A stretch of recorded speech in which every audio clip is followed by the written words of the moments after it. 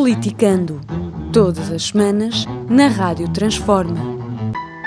Com Eldad Mário, Lígia Portovedo e José Afonso Ferreira. Moderação de Henrique Prior.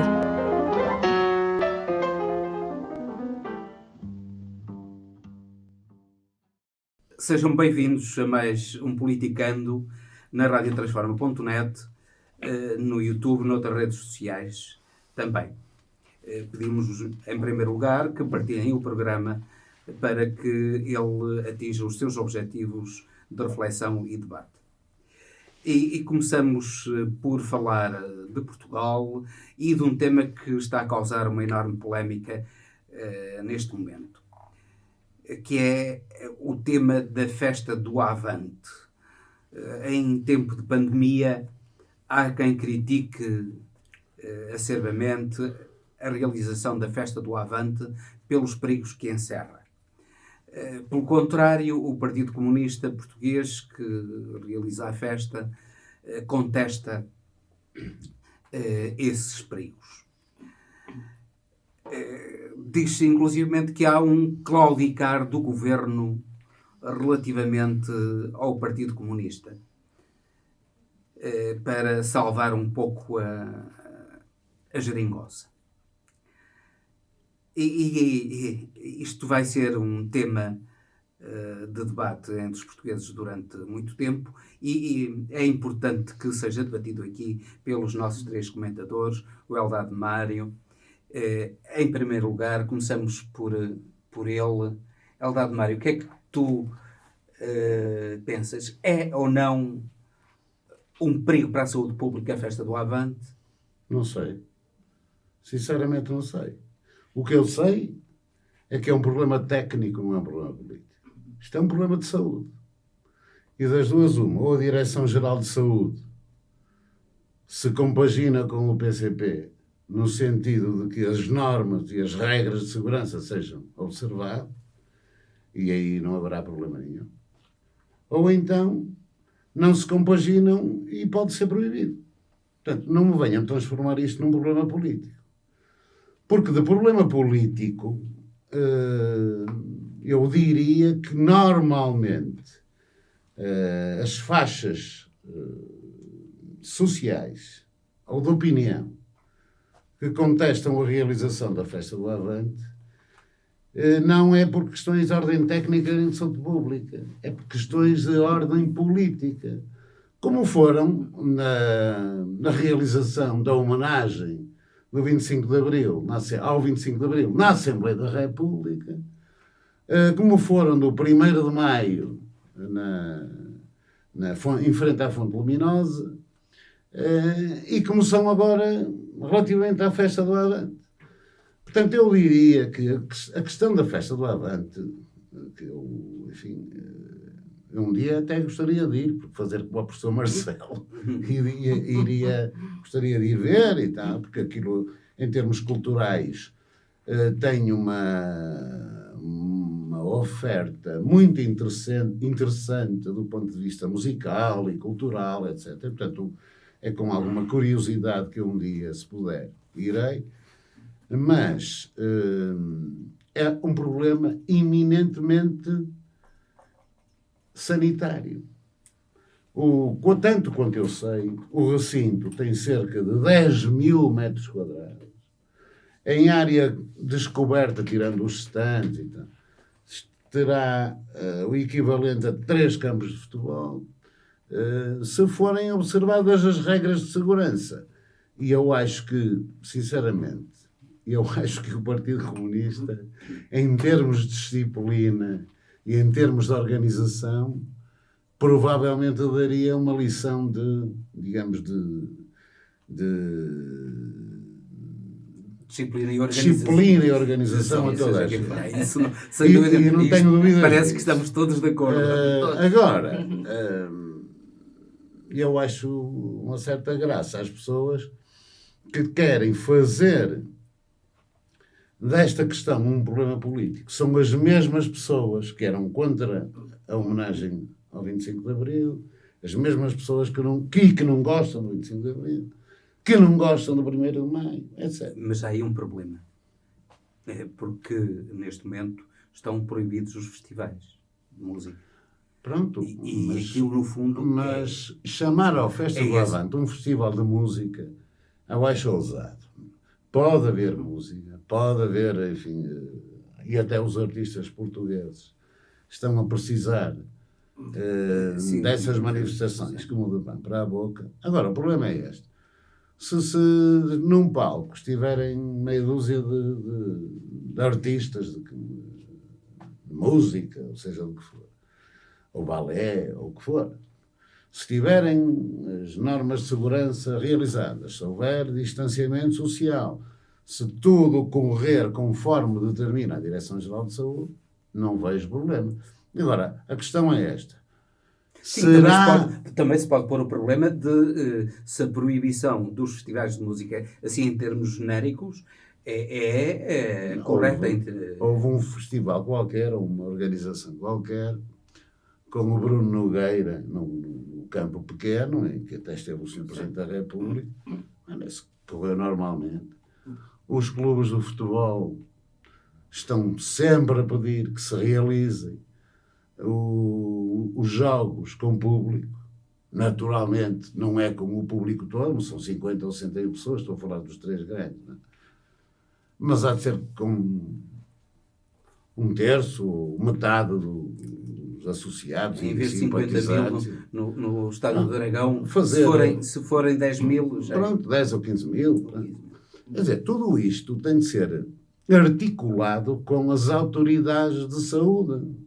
E é assim que eu compreendo. Agora, estar a levantar um problema destes, creio que se descamba às vezes, não para uma questão de ordem técnica ou sanitária, mas para uma questão de ordem política, que eu realmente... E tu concordas que é uma questão de ordem política? Concordo plenamente.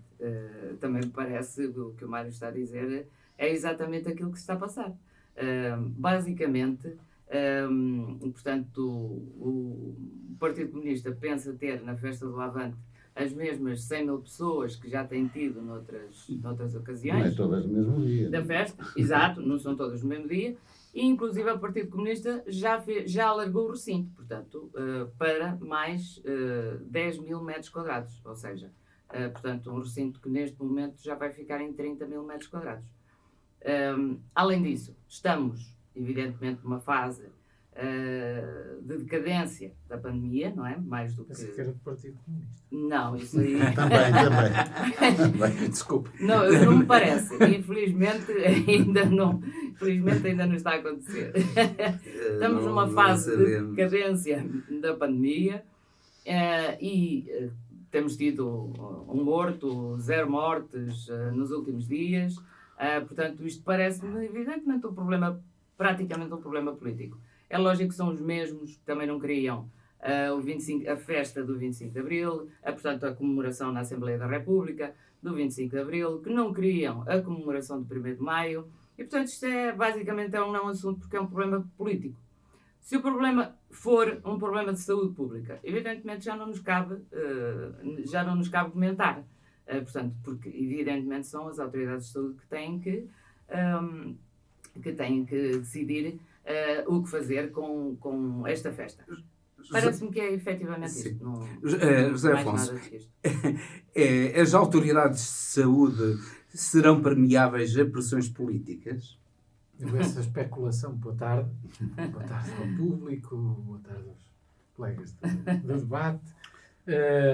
Não, eu essa especulação não irei fazer. Eu antes acho que nem quero pensar, nem sequer admito a hipótese, creio que não. Espero bem que não.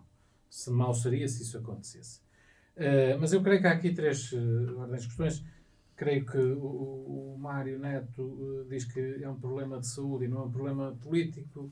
A Lígia diz que é um problema político e eu vou tentar desmontar o que é que eu entendo que é. Para mim é, antes de mais, um problema de equidade e de igualdade de tratamento do Estado perante os portugueses. E é curioso que seja o Partido Comunista o defensor da igualdade e o defensor que tem no seu ADN o património da igualdade e da defesa do povo, o mesmo que eu acho que está a desrespeitar o povo português. Não foi aqui dito tudo do meu ponto de vista sobre esta questão. é que foram os festivais de verão que estão proibidos, mas as festas da aldeia com 200 ou 300 pessoas também estão proibidas. E que são manifestações, e eu não creio que os portugueses, não creio que sejam apenas os militantes comunistas, os simpatizantes e as pessoas que vão à festa do Avante, que sejam ungidos de uma certa capacidade de cumprir as ordens. Eu bem sei que eles são muito disciplinados e organizados, é verdade, mas não são ungidos apenas essas pessoas, que respeito, e que, tal como o Mário, tenho na minha agenda há uns anos fazer uma visita à festa do Avante como manifestação cultural, como nunca fui e gostaria de, antes de morrer, gostaria de fazer essa peregrinação. Umas 3 vezes. Sinceramente, este ano não. Por uma questão de coerência. Já foi umas 3 vezes, como o professor Marcelo, e não sou militante do Partido Comunista como o professor Marcelo. E acho que vale a pena, de qualquer modo, vale a pena. Sem dúvida nenhuma, mas eu creio que os outros portugueses que não estão a ser proibidos de ir aos jogos de futebol, de verem corridas de automóveis, de fazer a sua manifestação religiosa, seja o que for, na sua aldeia, na sua festa, que são proibidos de fazer casamentos, são proibidos de fazer os atos mais normais da vida dos cidadãos, estão a ser tratados um bocado como seres menores, porque não são capazes de cumprir as normas da Direção-Geral de Saúde, e apenas as pessoas que vão à festa do Avante, e o Partido Comunista é que vai ser capaz de organizar uma coisa que vai levar até 100 mil pessoas. Portanto, será sem dúvida o maior evento, se calhar, realizado desde que estamos com o Covid, e, portanto, dá-se aqui ao Partido Comunista um exclusivo, um estatuto que eu acho que é profundamente injusto e de uma grande falta de senso. De uma grande falta de senso do Partido Comunista não ter tido 2 dedos de testa, não pensar só na sua carteira. E não, desculpem, mas isto a mim revolta-me, porque acho que o Partido Comunista está a ser profundamente egoísta. É uma questão de respeito pelo povo. Não é? A defesa do povo mostra-se também nos atos. Não é só falar no povo, no povo, no povo. É uma falta de respeito para com o povo português. Abdicar, a Igreja Católica também está há meses a abdicar de receita.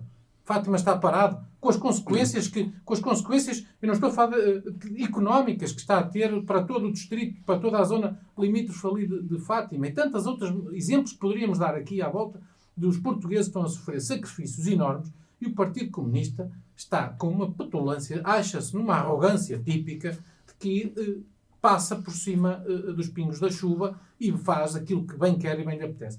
Nem vou enumerar, já disseram aqui. E eu não tenho nada nem contra a festa do Avante, que respeito muito, como já disse, nem contra o 25 de Abril, nem o 1º de Maio. Para finalizar, apenas uma pequena curiosidade.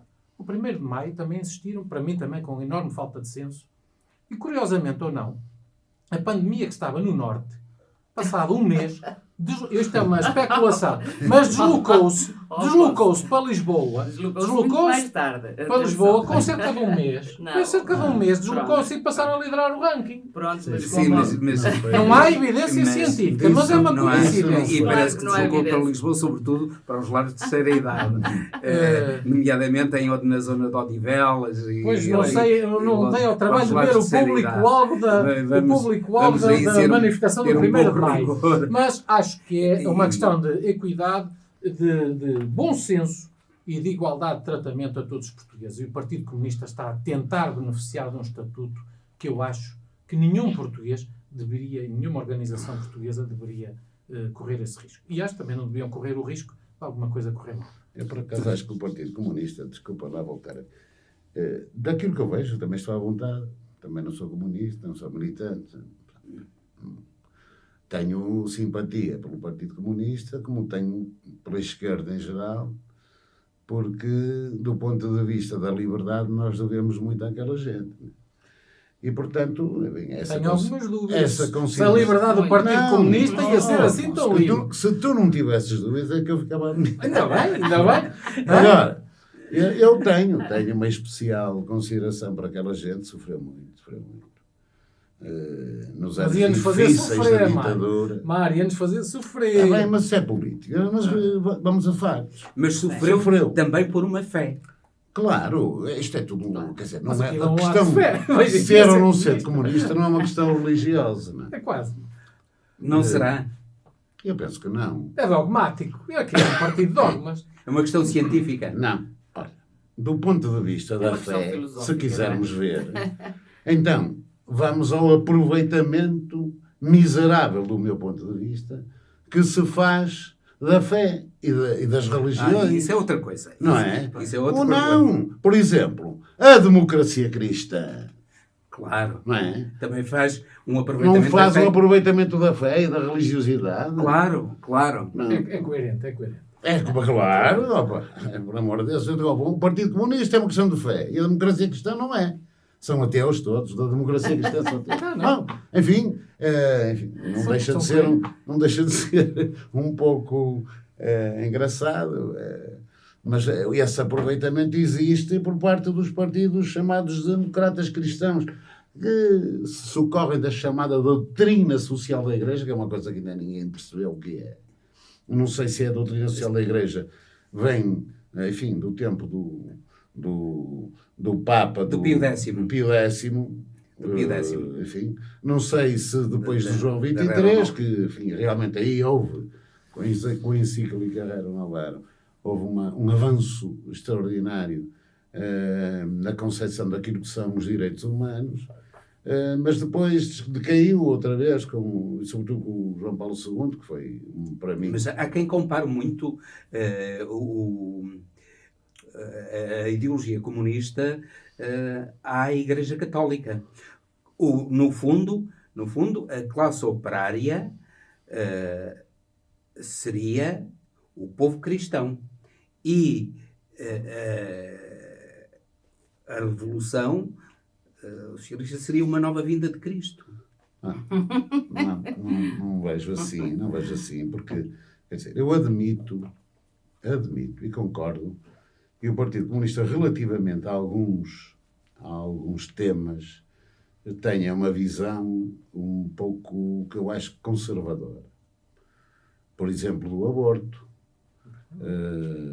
da eutanásia e de outros assuntos assim. E aí aproxima-se da Igreja Católica. E aí aproxima-se de uma visão, digamos, mais conservadora.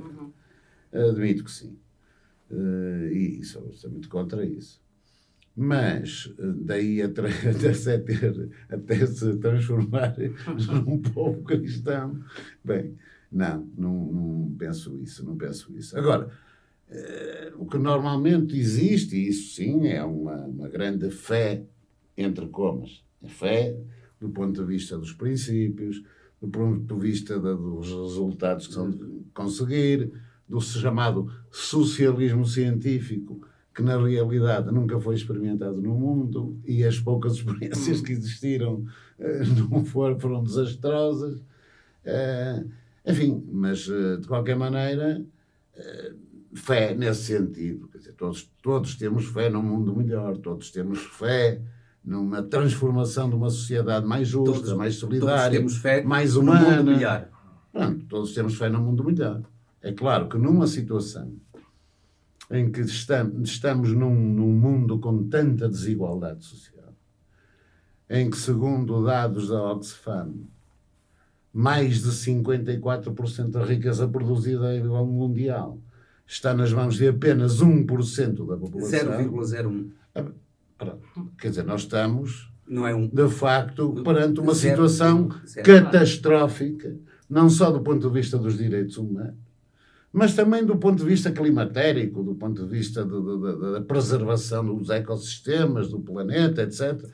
Mas aí os partidos comunistas não são exemplares. Não são. Da preservação do ecossistema. Em boa verdade, eu ainda não vi ninguém exemplar nessa matéria. Ainda não me deparei com ninguém exemplar nessa matéria. Nem o PAN. Nem o PAN é gosta muito dos animais domésticos, que metem os cãezinhos e os gatos eu não sei se o secretário ou o presidente do PAN usa sapatos de plástico. Não sei.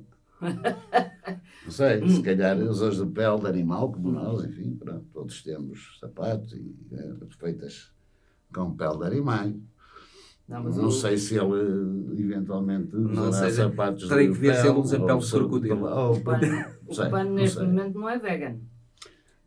Mas há essas pressões internas, atenção, essas lutas internas. O PAN, para mim, não tem. Do ponto de vista, digamos, político em Portugal, também terá os Estávamos a dias falar do contados. Partido Comunista. Creio eu. Mas Eu vamos acho- cá centrar acho no que são- debate, são- porque é são coisas diferentes. Sim, mas- Com o devido respeito, estamos a falar do Partido Está. Comunista. uma É coisa. verdade. Hã? Não vamos misturar. Ora bem, vamos deixar a festa do Avante e o Partido Comunista e vamos neste momento para algo que preocupa muito, penso que todo o mundo e os portugueses também. Aliás, nós já estamos lá, em Beirute. Aquilo que sucedeu em Beirute, as explosões de Beirute, acaso ou um ataque claro, de Israel premeditado neste momento? Lígia? Pois não sei, não faço ideia. Aliás, neste momento ainda não são conhecidas, tanto quanto sei, não são conhecidas, digamos, razões oficiais por que aconteceu, mas efetivamente o que aconteceu é gravíssimo e é lícito perguntar quem é que ganha com isto. Claro que é. E quem ganha com isto, evidentemente, mais uma vez, é Israel. Israel ganha com isto, efetivamente, com o que aconteceu. Estranho é que Donald Trump foi o primeiro e foi o único a fazer uma alusão à possibilidade de ter sido um ataque, enquanto que mais ninguém, portanto, que se tivesse pronunciado de outro país qualquer, tenha feito essa alusão. Portanto, há aqui indícios... Nem o Irão. Nem o Irão. Há aqui indícios de que alguma coisa pode ter acontecido que não tenha sido apenas fruto do acaso. No entanto, evidentemente que até agora não sabemos se efetivamente assim é. O que aconteceu... Mas uma coisa é certa, é que dizem que o nitrato de sódio não explode só. Não, pode haver Sozinho. nitrato de sódio. Demónio. De amónio, sim. Nitrato de amónio. Não explode, Nitrato de amónio. Não explode só. espontaneamente. Não explode Portanto, espontaneamente. precisa de uma fonte de ignição. E alguém lhe forneceu. Evidentemente que alguém lhe ter fornecido pode ter sido fortuito, não é? Portanto, digamos, as desgraças acontecem, não é? Acontecem em todo lado e, portanto, elas também podem ter acontecido ali. No entanto, é importante nós verificarmos, nós lembrarmos de que estamos no momento em que Netanyahu pretende anexar a Cisjordânia, disse que já o iria fazer até 1 de julho e depois acabou por adiar este prazo. Acabou por adiar este prazo dizendo que iria, portanto, combinar tudo isto com Donald Trump. E, portanto, são, digamos, estas duas cabeças que, efetivamente, acabam por, neste momento, querer dividir aquela parte do mundo. Portanto, digamos, e são eles que decidem quem é que vai ficar com o quê. Portanto, é um acidente que ocorre numa altura estranha, numa altura em que favorece Israel, favorece Netanyahu porque também está a ser acusado de lavagem de dinheiro, fraude, etc. E, portanto, desvia as atenções do próprio problema do Netanyahu. E do filho. E do filho, naturalmente. E, portanto, tudo isto está... E Trump. E de Trump. Trump, digamos, é o aliado de sempre de Israel.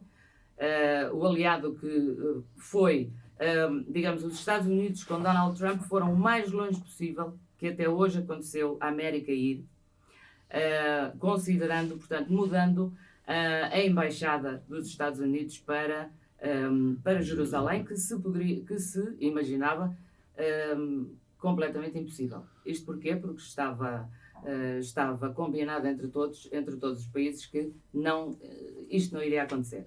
E, portanto, Donald Trump foi o mais longe possível nisto. Portanto, Donald Trump deu, digamos, uma prova de confiança na Netanyahu que, enfim, mais ninguém lhe deu até hoje. Eu penso que, estando Donald Trump no final do seu mandato, e se calhar do seu último mandato, porque atenção que Donald Trump não tem garantida eleição nenhuma, não é? Estando se calhar no final do seu último mandato, Netanyahu está a usar se calhar estes últimos cartuchos para conseguir anexar a Cisjordânia, com o acordo dos Estados Unidos. Evidentemente, não sabemos se alguma coisa disto foi intencional da parte de Israel. No entanto, Israel ganha com isto, sem dúvida nenhuma. Fica a dúvida. José Afonso, qual a tua opinião sobre esta tragédia do Líbano, que pôs o Líbano de rastros?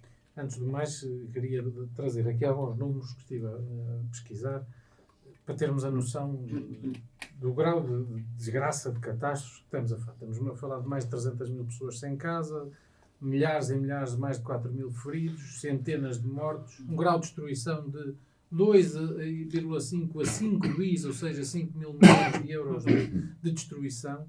Estamos a falar de muitas mortes, estamos a falar de uma catástrofe. Eu vou discordar, eu hoje estou a gostar porque estamos aqui a discordar, portanto isso é muito salutar. Fortemente. Quase tudo o que disse a Lígia. Ótimo. A Lígia diz que o Israel é o grande beneficiário disto. Eu não acredito.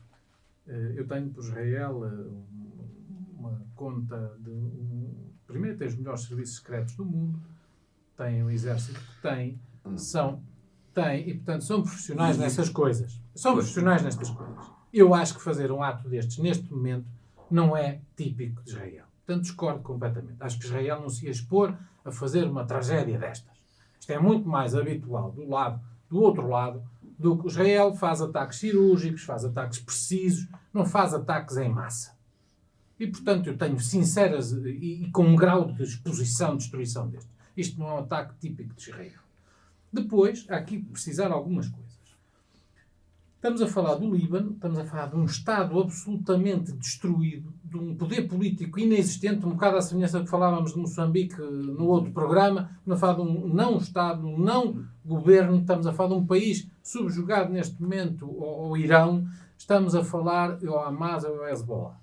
E, portanto, é disto que nós estamos a falar. Pois convém precisar, ao contrário do que dizem, que o primeiro-ministro de Israel, Netanyahu, disse em 2018, na Assembleia Geral das Nações Unidas, para terem cuidado com Beirute, ele sabia o que estava a dizer, que estava com armazenamento de material bélico e que se estavam a preparar.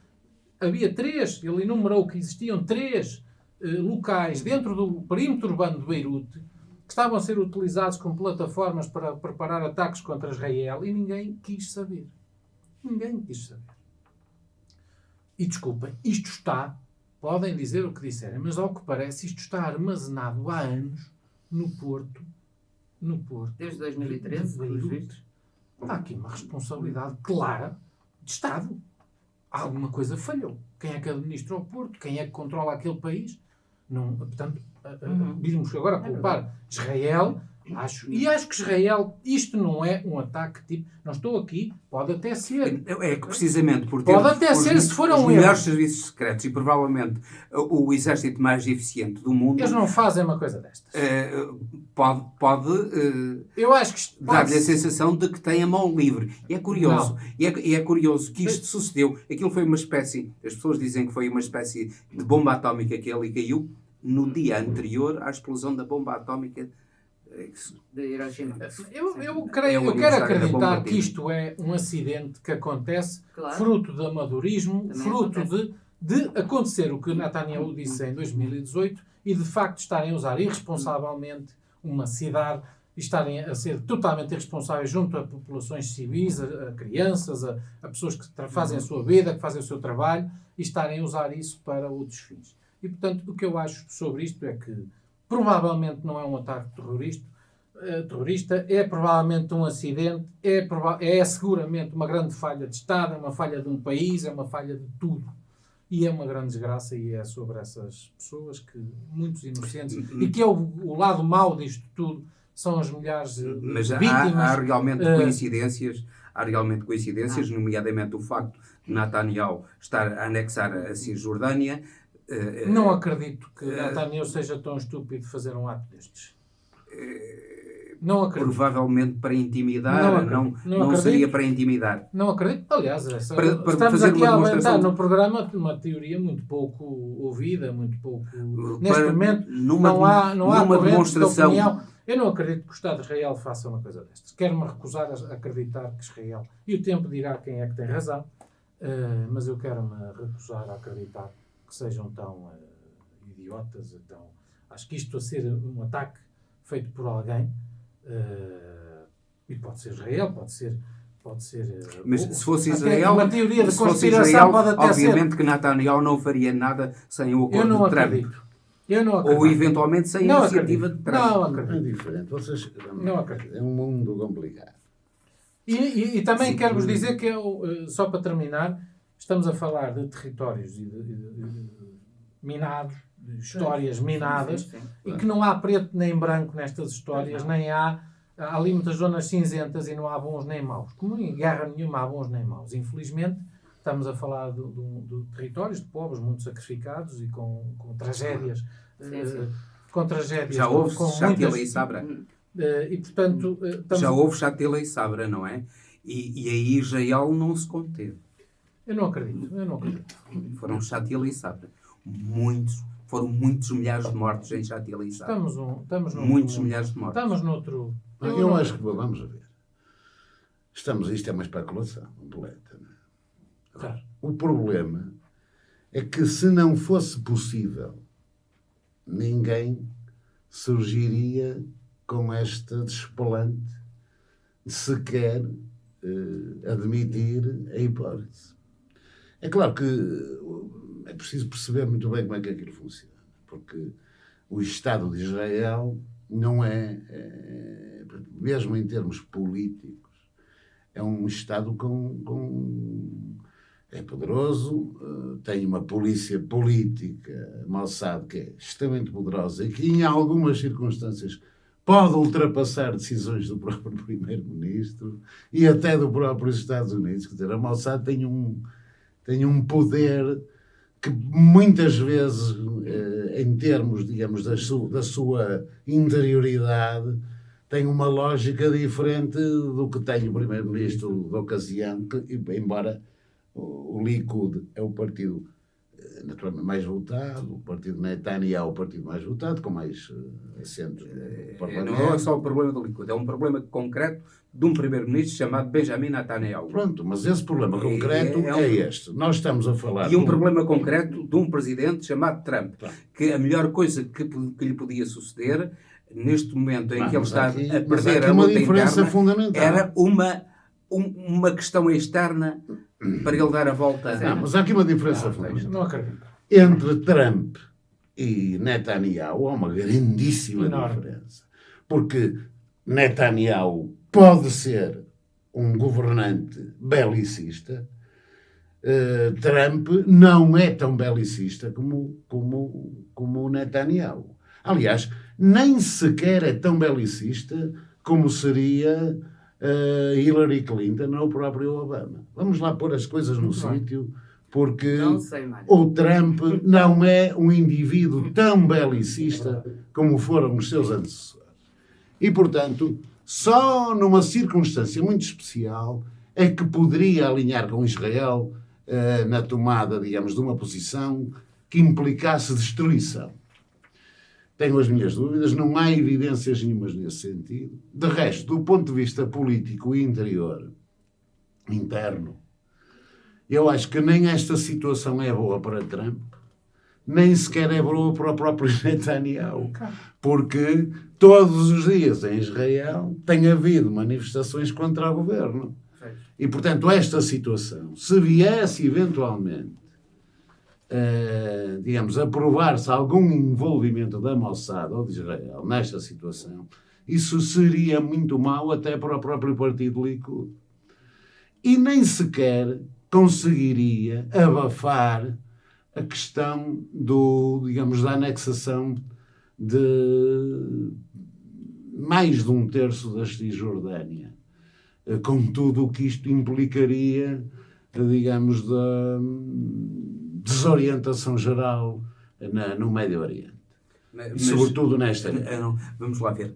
Com a Síria completamente esgotada, com o Irão um pouco contido pelas sanções e longe, apesar de tudo,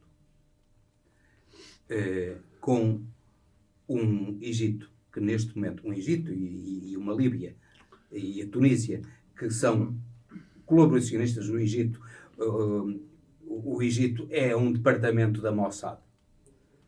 O governo do Egito é um departamento da Mossad, é manifesto que é um departamento da Mossad. Seria uma boa oportunidade de uma guerrinha e estava o assunto resolvido da Cisjordânia. Penso e o assunto do julgamento de Netanyahu. Mas eu não tenho evidências nenhuma que me possam projetar para uma afirmação desse teor. Não posso. Não tenho. Pelo menos por enquanto. Não quer dizer que daqui por 2 ou 3 dias não venha a mudar. Digamos, a ter uma opinião mais eficaz. Agora, para já, não tenho evidência nenhuma disso. Nem me parece que, na perspectiva das eleições nos Estados Unidos, isto agrade a Trump. Nem me parece que, na perspectiva das confrontações que tem havido em Israel contra o governo de Netanyahu e até atendendo às acusações de corrupção, de lavagem de dinheiro, de favores milionários que fizeram, que ele terá feito com gente suscetível de ter poder nos mídias, não me parece que isto fosse inteligente, digamos, de um ponto de vista político de proximidade, de curto prazo, me parece. Portanto, é isto um bocadinho... E tu, Lígia? Eu penso que em termos de curto prazo, lá está, eu coloco esta hipótese, que é uma hipótese, enfim, já esticando um bocadinho os factos que hoje são conhecidos, não é? Porque efetivamente não se sabe, não há indícios de quem poderá ter sido, a quem se deve este acidente brutal que o Líbano sofreu, mas que efetivamente a conjuntura leva a compreender que havia aqui Israel poderia beneficiar desta situação, assim como Donald Trump, no meu entender.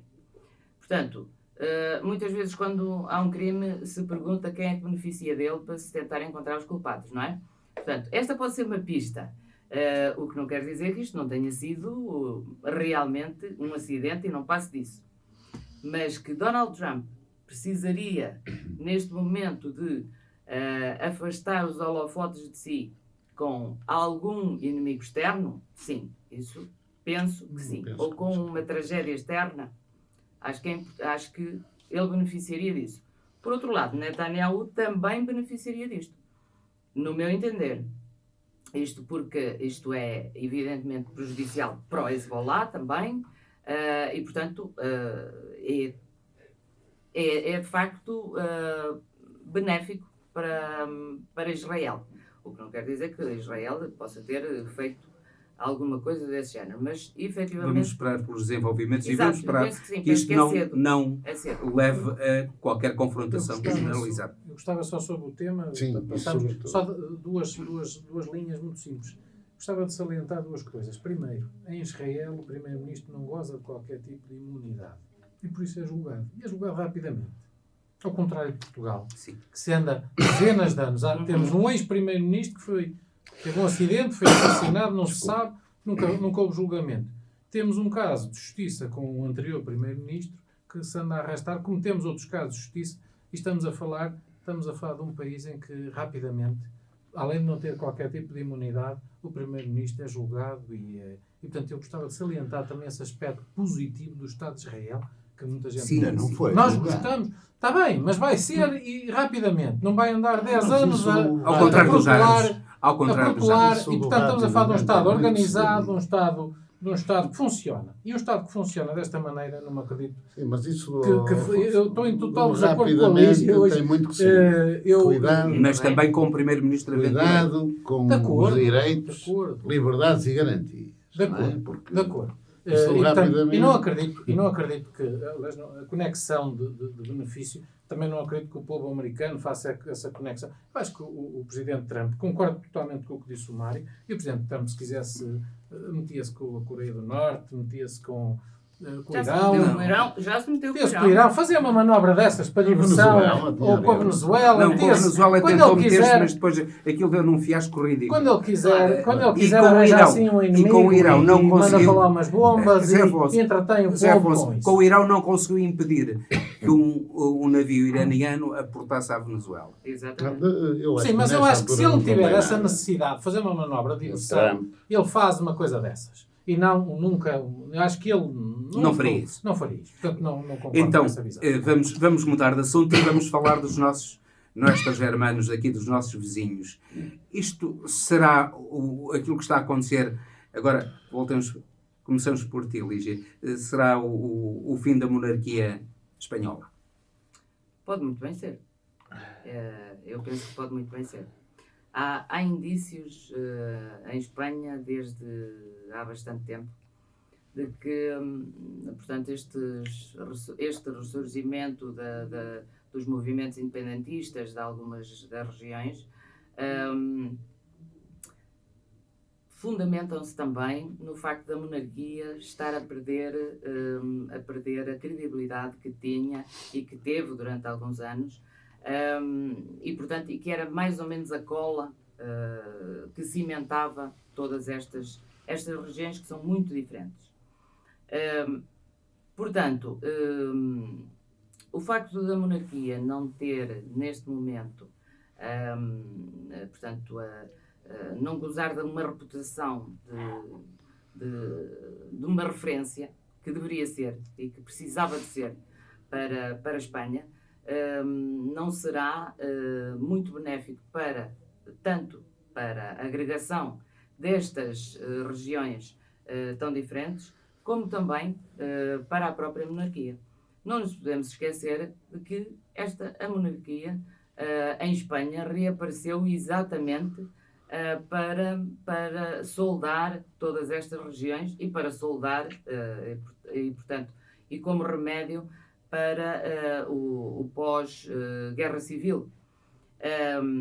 Portanto, mais ou menos um remédio que permitia que todas estas regiões continuassem juntas. O que acontece é que Juan Carlos, durante muito tempo, beneficiou efetivamente de uma boa reputação, mas a partir de alguns anos para cá, Juan Carlos, basicamente, não sei o que se passa com ele, não sei se é o síndrome de Ubris, aquilo que costumam chamar o síndrome de Ubris, mas ele, evidentemente, ele mudou-se com o poder, não é? Portanto, com o exercício do poder, ou ele mudou-se, ou revelou-se, das duas uma, não é?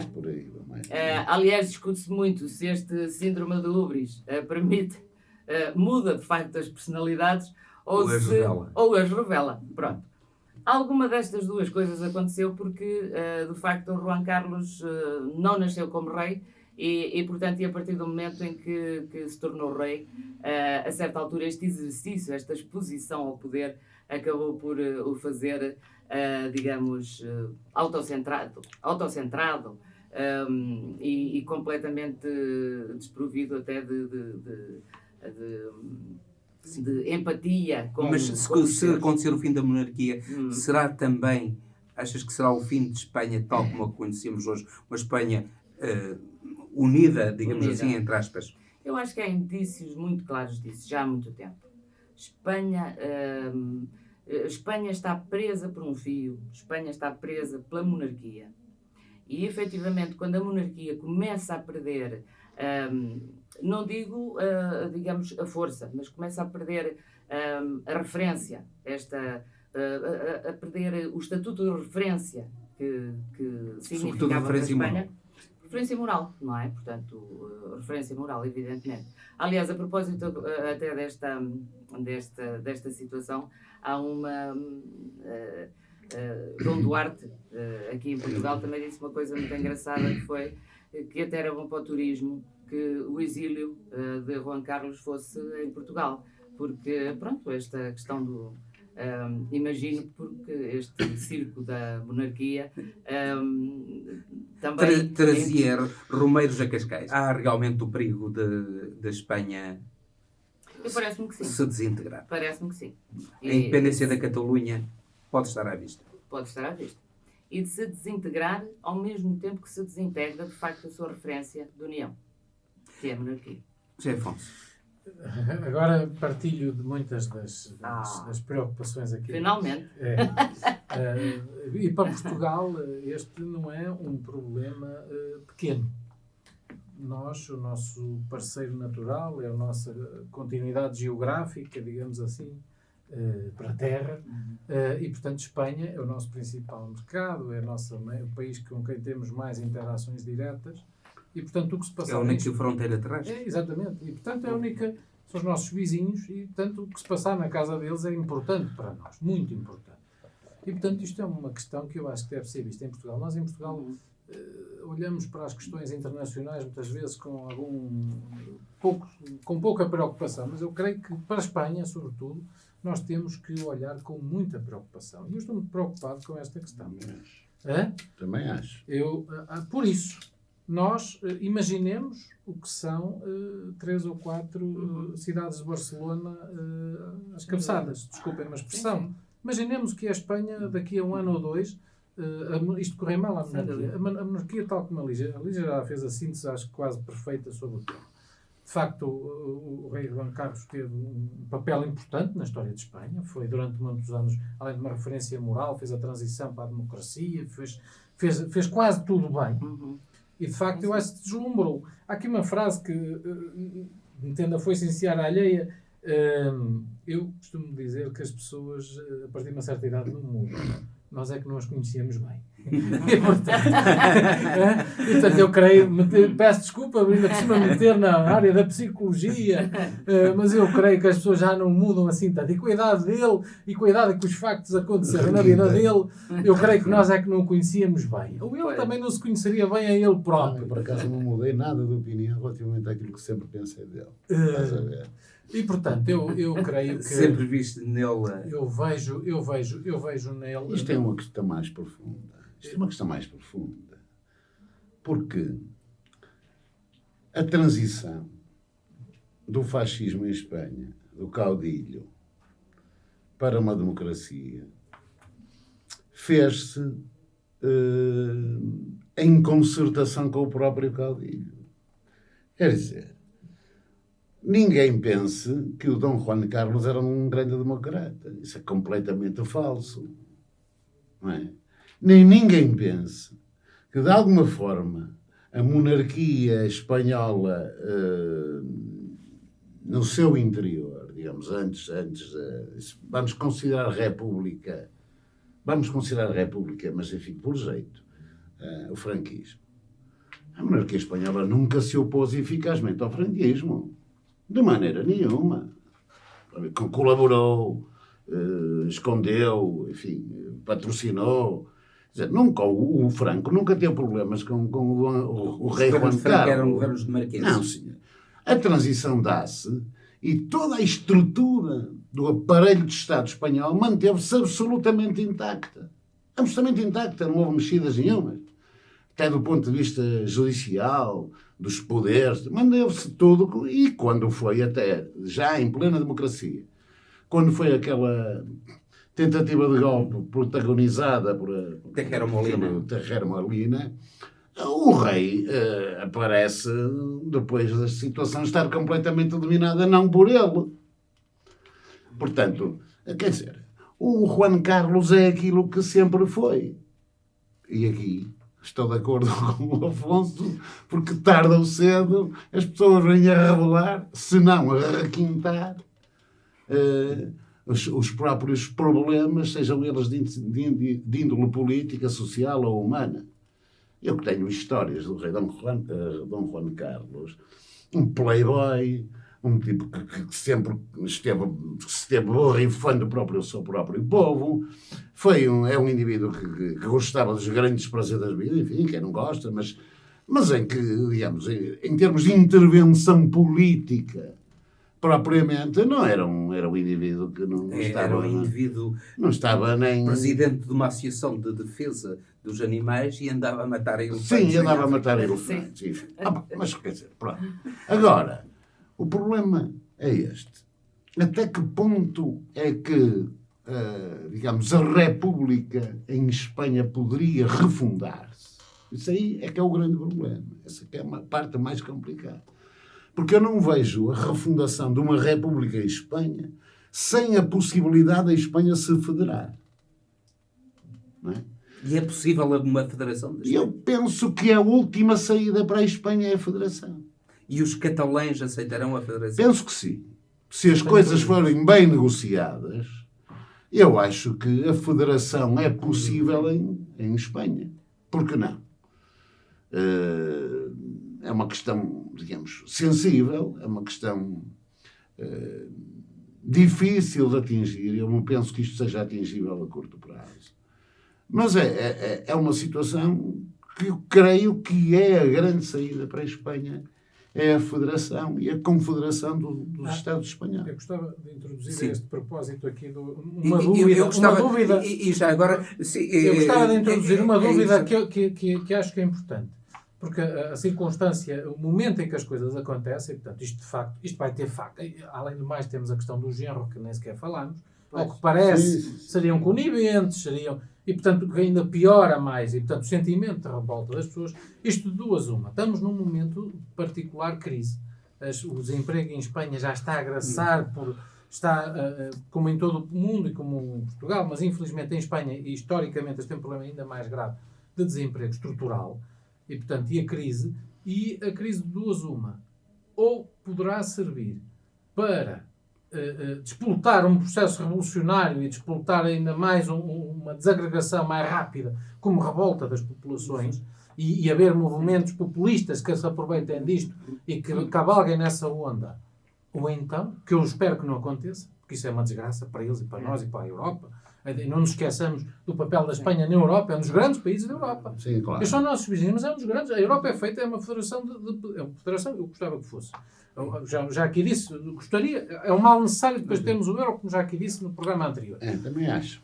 E portanto, mas não nos esqueçamos que estamos a falar de um dos grandes. A Europa é um país, é um conjunto de pequenos países, em termos geográficos, em termos de grandes nações, mas pequenos países, e Espanha é um dos grandes países da Europa.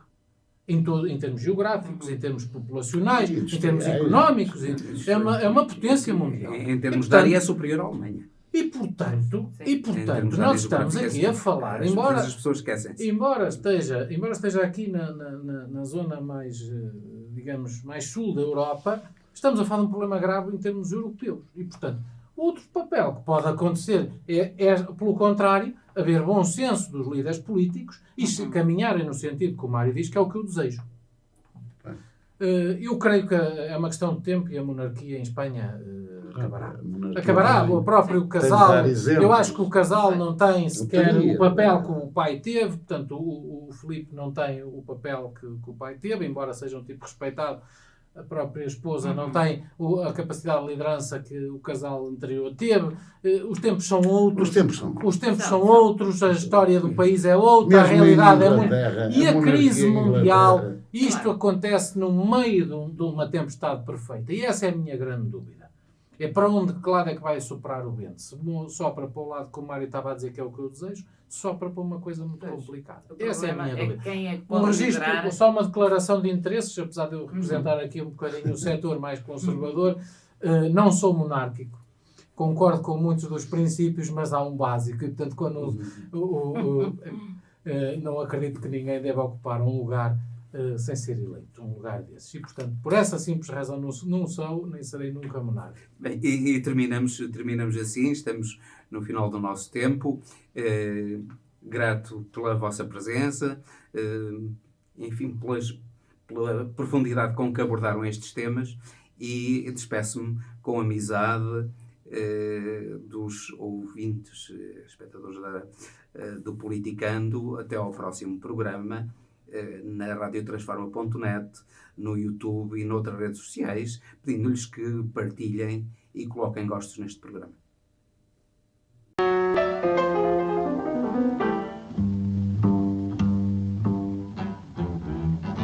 Politicando, todas as semanas, na Rádio Transforma. Com Eldad Mário, Lígia Porto Vedo e José Afonso Ferreira. Moderação de Henrique Prior.